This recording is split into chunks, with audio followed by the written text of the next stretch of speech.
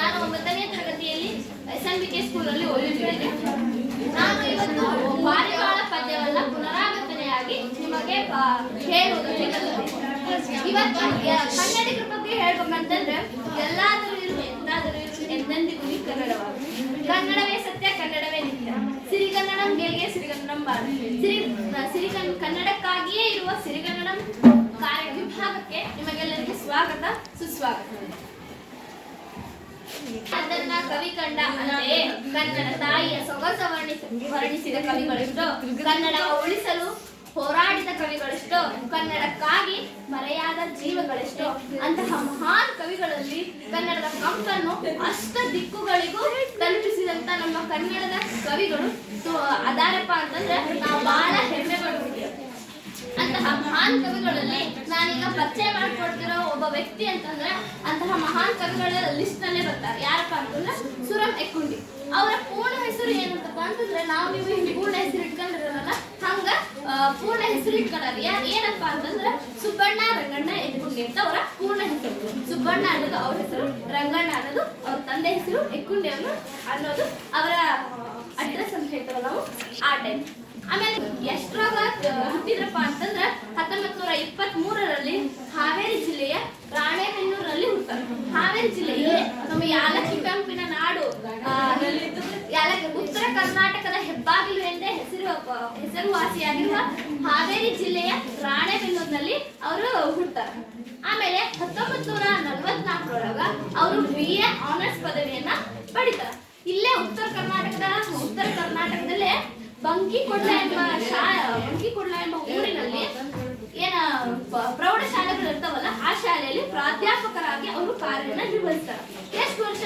35 ವರ್ಷಗಳ ಸೇವೆಯ ನಂತರ ಅವರು ಮುಖ್ಯೋಪಾಧ್ಯಾಯರಾಗಿ ಅದ ಶಾಲೆಯಲ್ಲಿ ಅದ ಊರಿನಲ್ಲಿ ಕಾರ್ಯವನ್ನ ಮಾಡ್ತಾರೆ. ಇವರು ಇಷ್ಟೆಲ್ಲ ಮಹಾನ್ ಕವಿಗಳಲ್ಲಿ ಒಬ್ರು ಆಗ್ಯಾರ ಅಂತಂದ್ರೆ ಅವ್ರಿಗೆ ಏನಾದ್ರೂ ಕೃತಿಗಳನ್ನ ಪ್ರಶಸ್ತಿಗಳನ್ನ ಪಡೆದಿರ್ತಾರಲ್ಲ, ಅವು ಯಾವಪ್ಪ ಅಂತಂದ್ರೆ ಕೃತಿಗಳು ಅಂತಂದ್ರೆ ಶ್ರೀ ಆನಂದ ತೀರ್ಥರು, ಸಂತಾನ, ಹಾವಾಡಿಗರ ಹುಡುಗರು, ಮತ್ಸ್ಯಗಂಧಿ, ಬಕ್ಕುಳದ ಹೂಗಳು. ಇಷ್ಟು ಅವರು ನಮ್ಮ ಕನ್ನಡ ನಾಡಿಗೆ ಇನ್ನೂ ಹಲವಾರು ಅದಾವು. ನಮ್ಮ 9ನೇ ತರಗತಿ ಪಠ್ಯ ಪುಸ್ತಕದಲ್ಲಿ ಕೊಟ್ಟಂತಹ ಕೃತಿಗಳು ಇಷ್ಟು ಕೃತಿಗಳನ್ನ ನಮ್ಮ ಕನ್ನಡ ನಾಡಿನ ಮಕ್ಕಳಿಗೆ ಅಂತನ ಬರ್ತಾರ. ಆಮೇಲೆ ಅವ್ರಿಗೆ ಇಷ್ಟೆಲ್ಲಾ ಕೃತಿಗಳು ಬಂದವಂತಂದ್ರ ಅವ್ರ ಪ್ರಶಸ್ತಿಗಳು ಬಂದಿರ್ತಾವಲ್ಲ, ಆ ಪ್ರಶಸ್ತಿಗಳು ಯಾವಪ್ಪ ಅಂತಂದ್ರ ಸೋವಿಯತ್ ಲ್ಯಾಂಡರ್ ಪ್ರಶಸ್ತಿ, ಕನ್ನಡ ಸಾಹಿತ್ಯ ಅಕಾಡೆಮಿ ಪ್ರಶಸ್ತಿ, ಕೇಂದ್ರ ಸಾಹಿತ್ಯ ಅಕಾಡೆಮಿ ಪ್ರಶಸ್ತಿ, ಇಷ್ಟೆಲ್ಲ ಪ್ರಶಸ್ತಿಗಳು ಅವರು ಪಡೆದಾರ.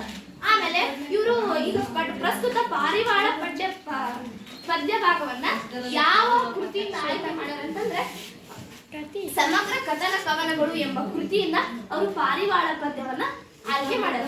ಆ ಪಾರಿವಾಳ ಪದ್ಯವನ್ನ ಏನು 9ನೇ ತರಗತಿ ವಿದ್ಯಾರ್ಥಿಗಳಿಗೋಸ್ಕರ ಅದನ್ನ ಪಠ್ಯ ಪುಸ್ತಕಕ್ಕೆ ಆಯ್ಕೆ ಮಾಡಿ ಕೊಟ್ಟಾರ ಅಂತಂದ್ರೆ ಅದ್ರೊಳಗೆ ಏನೋ ಒಂದು ಇರ್ತೈತಿ. ಅದು ಏನನ್ನ ಭಾವಾರ್ಥವನ್ನ, ಏನನ್ನ ಆಶೆಯನ್ನ, ಏನನ್ನ ಒಳಗೊಂಡದಪ್ಪ ಅಂತಂದ್ರೆ ಪಾರಿವಾಳ ಎಂಬ ಪದ್ಯವನ್ನ ಬರೆದಂತವರು ಸುರೇಂದ್ರಮೂರ್ತಿಯವರೇ. ಅದು ಆ ಕೃತಿಯಿಂದ ಆಯ್ಕೆ ಮಾಡ್ಯಾರ. ಆ ಕೃತಿಯಲ್ಲಿ ಆ ಪದ್ಯದಲ್ಲಿ ಏನೈತಪ್ಪ ಅಂತಂದ್ರೆ ಒಂದು ದೊಡ್ಡ ಮರ ಇರ್ತೈತಿ. ನೀವು ಹಳೆ ಕಾಲದೆಲ್ಲ ಕಟ್ಟಿ ಕೇಳಿರ್ತೀರಿ, ಆದ್ರೆ ಇದು ಹಂಗಲ್ಲ.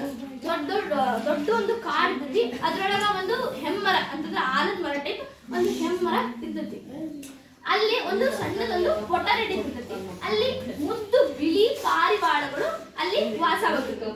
ಅಲ್ಲಿ ಅಷ್ಟು ಆನಂದದಿಂದ ಅಷ್ಟು ಖುಷಿಯಾಗಿ ಬಾಳ್ತಿದ್ವಪ್ಪ ಅಂತಂದ್ರ ಯಾವ ಪಾರಿವಾಳಗಳು ಯಾವ ಪಕ್ಷಿಗಳು ಕೂಡ ಅಷ್ಟು ಆನಂದದಿಂದ ಬಾಳಕ ಸಾಧ್ಯವಾಗ್ತಿರ್ಲಿಲ್ಲ. ಅಷ್ಟು ಆನಂದದಿಂದ ಅವು ಬಾಳ್ತಿದ್ವು. ಅದು ಆನಂದ ಈಗ ಆಮೇಲೆ ಇನ್ನು ಅವ್ರು ಇಟ್ಟ ಮೊಟ್ಟೆ ನೋಡಿದ್ದು ಹಿಗ್ಗು ತೂಗಳ ಪ್ರೀತಿ ಅಂತಂದ್ರೆ ಮೊಟ್ಟೆ ಇರ್ತವಲ್ಲ ಪಾರಿವಾಳಗಳು, ಅದು ಮೊಟ್ಟೆ ಹೊಡೆದು ಆ ಮರಿಗಳು ಬಂದ್ವಲ್ಲ, ಇನ್ನೂ ಆ ಪಾರಿವಾಳಗಳಿಗೆ ಬಹಳ ಖುಷಿ ಆಗ್ತದೆ. ಆಮೇಲೆ ಈ ಖುಷಿ ದುಃಖ ಎರಡು ಮನುಷ್ಯರಿಗಾಗ್ಲಿ ಪ್ರಾಣಿಗಳಿಗಾಗ್ಲಿ ಜಾಸ್ತಿ ದಿನ ಇರಂಗಿಲ್ಲ ಅಂತ ಹೇಳ್ತಾರ. ಹಂಗ ಆ ಖುಷಿ ದುಃಖ ಎರಡು ಇರ್ಲಿಲ್ಲ. ಅವ್ರಿಗೆ ಖುಷಿ ಕೆಲವು ಕಾಲ ಉಳಿಲಿಲ್ಲ ಅವ್ರಿಗೆ, ಆ ಪಾರಿವಾಳಗಳಿಗೆ. ಅದು ದುಃಖ ಬಂದ್ಬಿಡ್ತು. ಏನಪ್ಪಾ ಅಂತಂದ್ರ ಬೇಟೆಗಾರ ಬಂದ್ಬಿಡ್ತಾನ, ಬೇಟೆಗಾರ ಹಸ್ತಿರ್ತಾನ, ಬಲೆಯನ್ನ ಬೀಸ್ತಾನ. ಆ ಬಲೆ ಬೀಸಿದಾಗ ಆ ಮುದ್ದು ಬಿಳಿ ಸಣ್ಣ ಪಾರಿವಾಳಗಳ ಮರಿಗಳು, ಆ ಮರಿಗಳು ಆ ಬಲೆಯಲ್ಲಿ ಸಿಲುಕೊಂಡ್ಬಿಡ್ತಾವ. ಮಕ್ಕಳನ್ನ ಅಗಲಿರದ ತಾಯಿ ಕೂಡ ಆ ಬಲಿಯಲ್ಲಿ ಕೂಡ ಬಿಟ್ಬಿಡ್ತಾರ.